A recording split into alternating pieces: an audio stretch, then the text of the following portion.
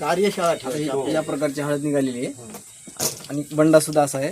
तर असंच नाही, हे तुमचं टोटल पाहा ना तुम्ही. कुठलाही गंडा सारखा. 100 100 पोत्याकडे सुरू करतो 100 पाहतो.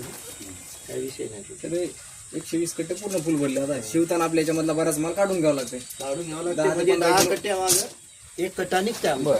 ज्यांनी आपलं प्रॉडक्ट वापरलं नाही त्या लोकांचं काय कंडिशन झालं? नाही त्याचं कंडिशन एवढं वाईट झालंय हम्म. की ते आता खर्चाला महाग झाले. हम्म.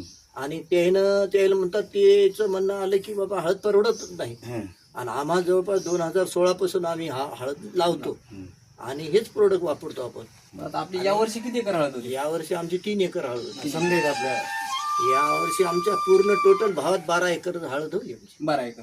4 तरी भाऊ 4 भाऊ आहेत आम्ही. तर 12 एकर हळद आहे आमची. तर आपली जे 3 एकर होती, आमचा स्वतःचा प्लॉट 3 एकर. आता 3 एकर मध्ये आपल्याला किती कट्टे झालेले? आता 120 कट्टे झाले आम्हाला. हे आपले ढोलचे कट्टे आहेत. ढोलचे कट्टे आता हे म्हणजे फुल भरलेले आहेत. म्हणजे एक कट्टा